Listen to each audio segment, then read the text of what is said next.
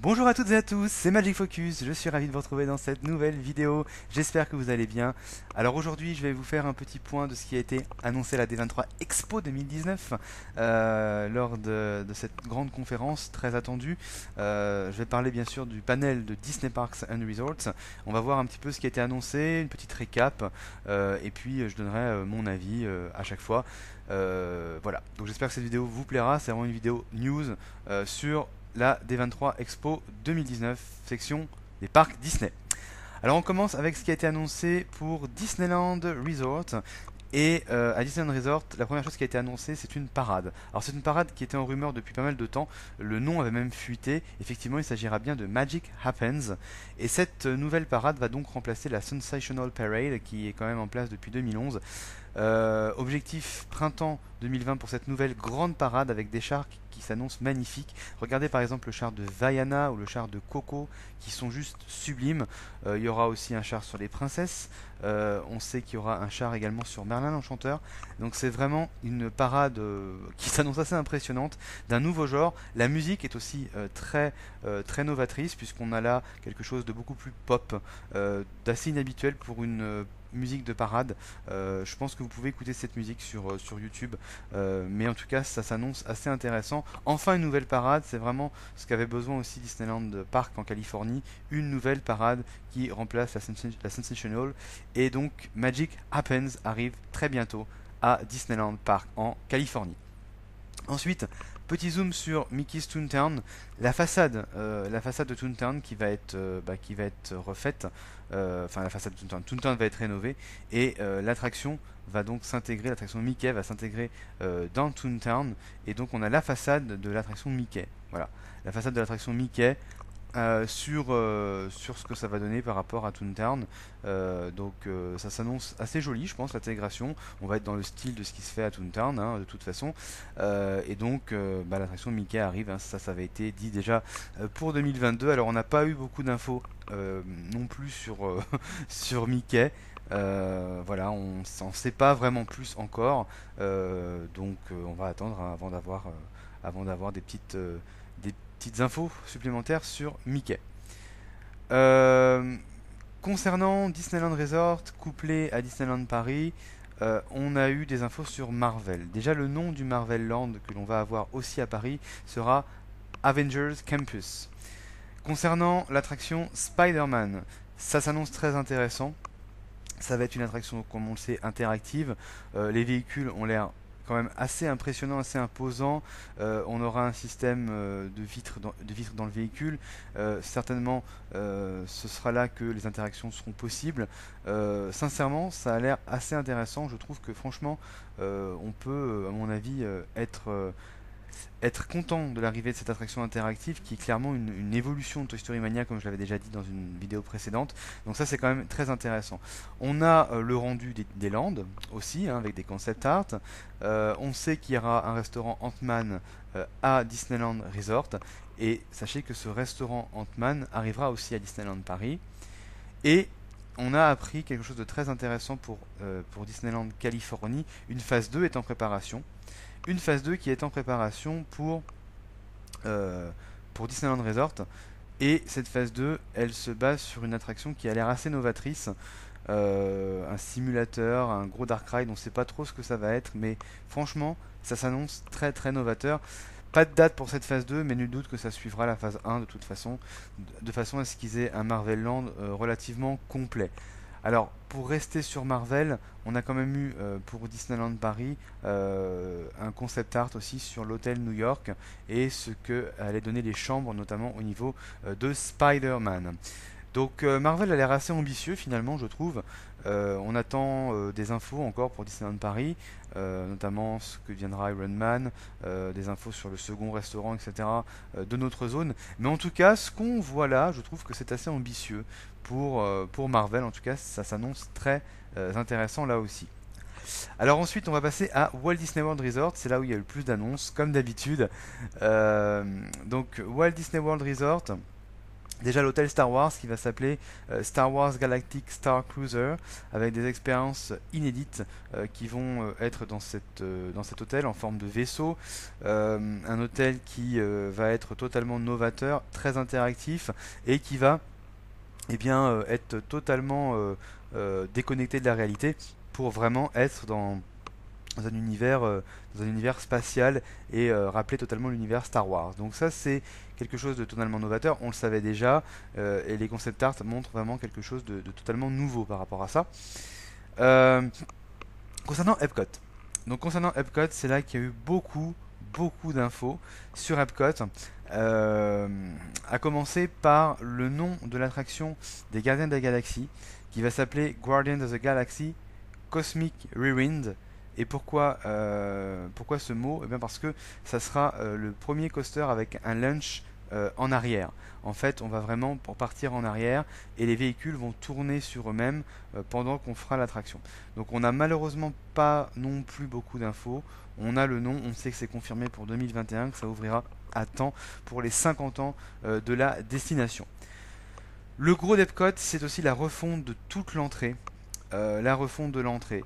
Ils vont vraiment reprendre un petit peu ce qui avait été fait d'abord à l'origine, notamment cette fameuse fontaine.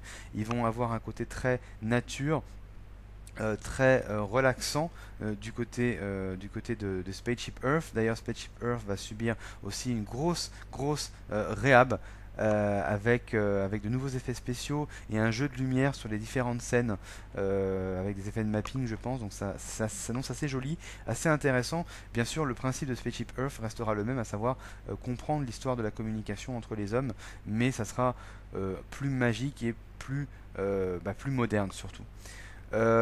Ajouté à cela, on voit qu'il y a beaucoup de nouveaux espaces, beaucoup d'interactions qui probablement prendront place. On sait aussi que, bah voilà, comme je le montre là sur la vidéo, Epcot va être divisé en plusieurs zones cette fois-ci, avec toujours le mot World à l'intérieur. Donc c'est assez intéressant. Donc, ce seront les nouveaux lands, on va dire, hein, d'Epcot. Et puis, l'un des points forts de cette refonte de l'entrée, c'est la statue Dreamer de Walt Disney. Walt Disney qui est là est représenté à la fin de sa vie, et ce qui est assez intéressant c'est vraiment que ce sera une statue qui rendra hommage au rêve de Walt Disney qui était Epcot, hein. L'un des derniers projets de Walt Disney c'était Epcot mais version ville expérimentale futuriste bien sûr, mais en attendant c'est légitime je trouve que d'avoir cette vraiment magnifique statue de Walt Disney à l'entrée d'Epcot. Également, toujours du côté de l'entrée, on va avoir une nouvelle attraction interactive sur Vaiana qui s'appellera Moana Journey of Water, où les guests ou les visiteurs seront dans un labyrinthe d'eau et pourront jouer avec l'eau. Donc ça sera très interactif, ça sera une expérience exclusive, inédite. Ce sera la première attraction sur Vaiana dans un parc Disney. Concernant le World Showcase, très peu de choses finalement. Ratatouille a été confirmé pour l'été 2020. Mais très peu de choses dans le sens où on pouvait s'attendre à un petit peu plus. Il y avait la rumeur d'un pavillon notamment brésilien qui n'est donc qu'au stade de rumeur. Malheureusement, le Mexique restera très longtemps, je pense, avec les trois Caballeros, puisque Coco visiblement n'intégrera pas le ride, ce qui est quand même dommage, parce que Coco rend parfaitement hommage quand même à la culture mexicaine.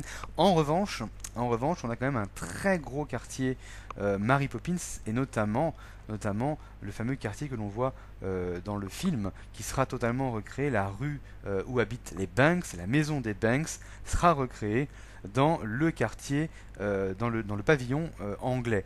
Un peu à la même manière qu'ils ont fait finalement le quartier français avec Ratatouille dedans, ils vont faire la même chose donc là avec Mary Poppins. C'est une très bonne nouvelle je trouve, parce que Mary Poppins se doit d'être représentée dans les parcs Disney. C'est quand même aussi un hommage à Tony Baxter, hein. Tony Baxter, l'une des premières attractions qu'il a imaginées avant même de rentrer vraiment en tant qu'imagineur, c'était une attraction Mary Poppins. Donc là, c'est un bel hommage à Tony Baxter, un bel hommage aussi à Mary Poppins, qui est quand même un chef-d'œuvre, hein, Disney, qui aura le droit enfin à son attraction, quelque chose qui a l'air assez ambitieux. Le problème, c'est que on ne sait pas ce que ce sera vraiment. On sait que ce sera un dark ride qui débutera dans la maison des Banks, mais on ne connaît rien sur l'aventure, on ne connaît rien sur le ride system. C'est dommage parce que ça aurait quand même été intéressant d'annoncer Mary Poppins en grande pompe comme ça et de donner quand même plus d'infos. Mais en tout cas, ça, je trouve que c'est hyper intéressant parce que Mary Poppins va être enfin représentée dignement dans un parc Disney.